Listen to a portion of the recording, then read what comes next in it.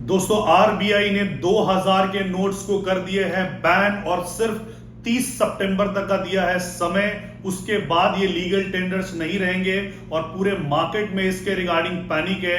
तो अधिक जानकारी के लिए इस वीडियो के अंत तक बने रहें कि अगर आपके पास भी 2000 के नोट हैं तो आप उसको क्या कर सकते हो और उसका हमारे इकोनॉमिक्स पे क्या इंपैक्ट आएगा। So hello friends, welcome to the channel Atulyam group. आप सबका स्वागत है हमारे इस चैनल पे, जहां पे हम रेगुलरली दिल्ली एनसीआर के प्रोजेक्ट्स को लेके आते रहते हैं और आपको बताते रहते हैं। फिलहाल आज जो टॉपिक है, बिकॉज कल रात में ही जो है आरबीआई ने ये जो सर्कुलेशन जारी किया है जिसके अंतर्गत 2000 के नोट बैन हुए हैं, तो उसके रिगार्डिंग मैं इंफॉर्मेशन लेके आया हूं। बहुत सारे लोगों को मार्केट में इसके बारे में करेक्ट इंफॉर्मेशन नहीं है और जैसा कि आपको पता है व्हाट्सएप यूनिवर्सिटी पे बहुत सारी अफवाहें इसको लेके उड़ रही है। तो मैं आपको डिटेल में एक्सप्लेन करूंगा कि आरबीआई का वो सर्कुलेशन क्या है और इससे हमारे जो इकोनॉमिक्स पे, हमारे इकोनॉमी में क्या इंपैक्ट आएगा। सो बहरहाल फिलहाल तो हम ये रूलिंग समझते हैं कि आरबीआई ने क्या किया है।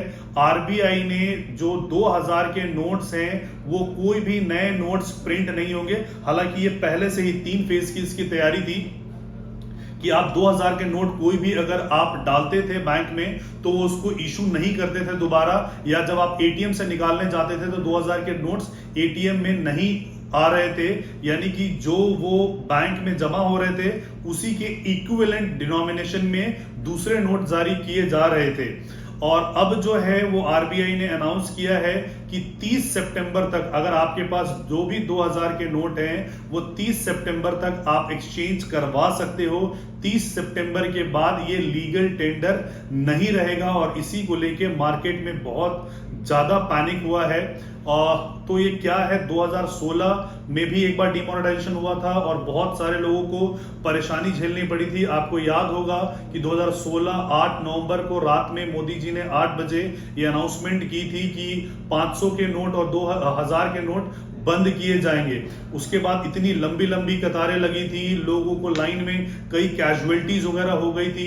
हॉस्पिटल्स में लोग 2000 के नोट एक्सेप्ट नहीं कर रहे थे, कई शादियां थी वहां पे वो कैंसलेशन हुई थी, लोगों को बहुत तकलीफ हुआ था। सो 2016 में और 2023 में इन दोनों सर्कुलेशन में क्या डिफरेंस है वो मैं आपको बताना चाहूंगा। नंबर 1 कि जो 2016 में डीमोनेटाइजेशन हुआ था वो इमीडिएट इफेक्ट से हुआ था, सेम डे से हुआ था कि सेम डे के बाद आप उसको लीगल टेंडर में वो नहीं रहेंगे। हालांकि जो 2023 में हुआ है वहां पे आपको समय दिया गया है 4.5 महीने का, सितंबर तक आप चेंज करा सकते हो। दूसरा जो 2016 में हुआ था उसमें ये चीज हुई थी कि वहां पे जो नोट्स थे वो उसकी एक लिमिट दी गई थी कि मात्र 4000 के आप पर डे एक्सचेंज करवा सकते हो। यहां पे जो लिमिट है वो 20,000 पर डे की लिमिट है कि आप उसको जमा करवा सकते हो। और इसमें भी ये है कि एक अकाउंट में आप मैक्सिमम 2 लाख रुपए तक ही जमा करा सकते हो। एक अकाउंट में अगर आप 2 लाख से ज्यादा जमा कराते हो तो बैंक इसको आईटी डिपार्टमेंट को रिपोर्ट करेगा और वो स्क्रूटनी के अंडर आएगा और आपको सोर्स जाहिर करना पड़ेगा कि किस सोर्स से आपके पास ये फंड आपके पास आया था। सो ये 2 मेजर डिफरेंस थे। तीसरा डिफरेंस था कि उस समय जो थे वहां पे कुछ ही एक संस्थाएं थी जहां पे कि वो नोट्स चल पा रहे थे 2000 के और 500 के। 2016 में पेट्रोल पंप हो गया, हॉस्पिटल हो गया, एक आध और जगह थी जहां पे वो रेलवे काउंटर्स हो गया, टिकट बुकिंग के लिए वहां पे चल रहा था। लेकिन यहाँ पे फिलहाल 2000 के नोट सभी जगह चलते रहेंगे। ये वैध करेंसी है 30 तारीख तक, और अगर आपको कोई नोट लेने से मना करे तो आप इसकी रिपोर्टिंग कर सकते हो। सो 2000 के जो नोट्स होंगे ये चलते रहेंगे, ये प्रचलन में रहेंगे। सो ये इमीडिएट इफेक्ट से बंद नहीं हुआ है और हर एक संस्थाओं में इसको आप दे सकते हो। सो बेसिकली मोटा मोटा क्या है कि पहले जो था वो लिमिट 4000 की, अब जो लिमिट है वो 20,000 की और 2 लाख रुपए तक आप जमा करा सकते हो और आपके पास बहुत ज्यादा बहुत ज्यादा आपके पास समय है।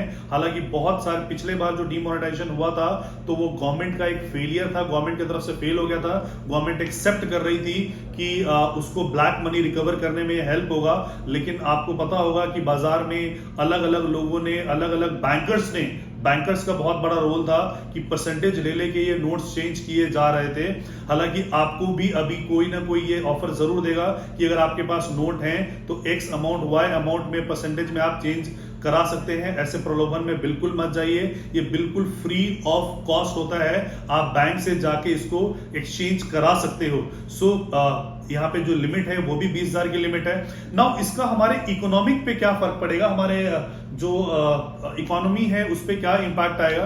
तो जितने भी डेवलप देश हैं, जितने भी कामयाब देश हैं, विकसित देश हैं, आप वहां पे देखेंगे कि जो उनकी करेंसी है, उनकी डिनोमिनेशन जो है वो छोटी है, और जहां पे इन्फ्लेशन, हाइपर इन्फ्लेशन ज्यादा है, उनकी करेंसी की वैल्यू बहुत ज्यादा है। फॉर एग्जाम्पल मैं बात करता हूं, जैसे वियतनाम जैसे कंट्री हो गई या इंडोनेशिया जैसी कंट्रीज हो गई, तो वहां पे 1-1 लाख के नोट भी होते हैं, वहां 50,000 के नोट, 1 लाख के नोट, 20,000 के नोट। सो इस प्रकार के नोट्स आपको वहां पे देखने को मिलेगा। जैसे फॉर एग्जाम्पल मैं वियतनाम के नोट के बारे में आपको बताता हूं कि वियतनाम का ये जो 20,000 का नोट है, और 20,000 के नोट में आपको एक पेप्सी की बोतल भी आपको वहां पे नहीं मिलेगी। लेकिन जितने भी विकसित देश है, जितने भी डेवलप कंट्रीज हैं, वहां पे जो है उनके जो करेंसी है, उनकी डिनोमिनेशन जो है वो बहुत छोटी डिनोमिनेशन है। फॉर एग्जाम्पल अगर मैं डॉलर की बात करता हूं तो $1 is equal to 80 rupees now, और क्योंकि वो बहुत बड़ी है, ठीक है, लेकिन वहां पे जो मैक्सिमम हाईएस्ट डिनोमिनेशन है वहां पे, वो है वहां पे $100 की। इसके अलावा पॉन्ड जो कि इंग्लैंड में चलता है, तो जो पॉन्ड की हाईएस्ट डिनोमिनेशन है वो भी 100 है। सो 100 पॉन्ड, और पॉन्ड यानी कि तकरीबन 100 रुपए से ऊपर के डिनोमिनेशन में ऑपरेट हो रहा है। सो 100 पॉन्ड का जो है वो हाईएस्ट डिनोमिनेशन है। जो सबसे हाईएस्ट करेंसी ऑपरेट कर रही है किसी कंट्री की, वो है कुवैती दिनार, और दिनार जो है उसकी जो हाईएस्ट डिनोमिनेशन है वो 20 दिनार का नोट है। 20 दिनार से ऊपर के नोट, यानी 30 दिनार, 40 दिनार, 50 दिनार के नहीं है। अगर हम चाहते हैं कि हमारा कंट्री डेवलप हो, हमारी इकोनॉमी डेवलप हो, तो ये जितना भी कैश फ्लो है इकोनॉमी का, इसको मेन स्ट्रीम में लाना पड़ेगा। और मेन स्ट्रीम में लाने का सबसे इजी तरीका है कि इसकी जो नोट की डिनोमिनेशन को छोटा करना पड़ेगा। जैसे कि गवर्नमेंट का सबसे बड़ा ब्लंडर था कि 1000 का बंद करके उन्होंने 2000 कर दिया था। इनफैक्ट जो अगला स्टेप होने वाला है वो 500 के डिनोमिनेशन बंद होंगे और 100 के डिनोमिनेशन होंगे। सो अगर ये इकोनॉमी में अगर 100 के डिनोमिनेशन हो, जितनी छोटी ये डिनोमिनेशन होगा, उतना कैश को कैरी करना मुश्किल होगा, उतना ब्लैक मनी कंट्रोल्ड होगा, और अगर ब्लैक मनी कंट्रोल होगा वो मेन स्ट्रीम इकोनॉमी में होगा। जैसे फर्स्ट डिमोनेटाइजेशन के बाद क्या इंपैक्ट आया था, तो पहला सबसे बड़ा इंपैक्ट आया था कि आपके सब्जी वाले, रेडी वाले, गोलगप्पे वाले, छोले भटूरे वाले, हर एक लोग, पनवाड़ी ने, सबने पेटीएम इंस्टॉल किया था और डिजिटल पेमेंट एक्सेप्ट करना शुरू किया था। और जब ये डिजिटल पेमेंट की एक्सेप्टेंसी आई, यानी इकोनॉमी में पेमेंट्स, कैश फ्लो बहुत तेजी से इकोनॉमी में आया। वो पैसे जो कि बाहर पड़े हुए थे, जो हमारे इकोनॉमी में रिपोर्ट नहीं हो रहे थे, वो मेन स्ट्रीम इकोनॉमी में वो पैसे आने शुरू हो गए। सो इसका सबसे बड़ा इंपैक्ट होगा कि अगर हाईएस्ट डिनोमिनेशन को हम कम करते हैं, छोटे डिनोमिनेशन में अगर इकोनॉमी ऑपरेट करती है, तो उस कैश को कैरी करना मुश्किल होता है, उस कैश को मैनेज। आज अगर आपके पास 2 लाख रुपए लेके जाने हो तो 2000 के नोट में 100 नोट आएंगे और आप जेब में कैरी कर सकते हो। लेकिन अगर 100 का डिनोमिनेशन होगा तो आपको तकरीबन जो है एक गड्डी जो होगी वो 10,000 की गड्डी होगी, तो 2 लाख के लिए आपको 20 गड्डी कैरी करना पड़ेगा, which is highly highly highly difficult. तो ये हमारे इकोनॉमिक के हिसाब से जो है वो बहुत ही बेहतर हुआ है कि जो 2000 के डिनोमिनेशन बंद हुए हैं। इसको पहले भी ये तो एक अल्टरनेट आया था 2016 में और तुरंत इसको बंद होना था, हालांकि ये लंबे समय तक चल गया, लेकिन अभी जो है इसका इंपैक्ट आपकी इकोनॉमी में अच्छा आएगा और कैश फ्लो तेजी से इकोनॉमी में आएगी।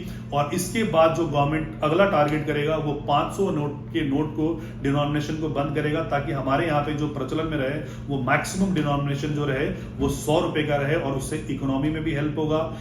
जो कैश, जो इकोनॉमी में ट्रांजैक्शंस बढ़ेंगी, गवर्नमेंट को प्रॉपर टैक्स आया करेगा, उस टैक्स जो आप भरते हो, जो टैक्स आता है उसी से आपके बेनिफिट्स आते हैं, जो गवर्नमेंट आपके लिए हॉस्पिटल्स, यूनिवर्सिटीज, रोड्स, इंफ्रा, ये सारी चीजें लेके आती है। So it is in the favour of economy और आप लोगों को पैनिक करने की बिल्कुल भी जरूरत नहीं है। इसके रिगार्डिंग अगर आपको और ज्यादा जानकारी चाहिए तो आप नीचे दिए गए नंबर पे मुझे कॉल कर सकते हो या व्हाट्सएप कर सकते हो इसके सॉल्यूशन के लिए। Because I being a x banker, इससे पहले मैं HDFC बैंक में जॉब करता था, तो मुझे पता है कि बैंकिंग कैसे मूव होती है। आम जनता को ये परेशानी होगी तो आपको बिल्कुल परेशान होने की जरूरत नहीं है। अगर आपकी छोटी से छोटी भी डाउट है, छोटा से छोटा भी अगर आपके पास क्वेरी है, तो बेझिझक आप मुझे इस नंबर पे कॉल कर सकते हो या इस नंबर पे आप हमें व्हाट्सएप कर सकते हो। मैं प्रोफेशनल लॉयर भी हूं। सो बेसिकली आपको लीगल तरीके से आपको एडवाइस दी जाएगी कि आपको क्या करना है। किसी के झांसे में आने की आपको जरूरत नहीं है। So thank you so much for watching this.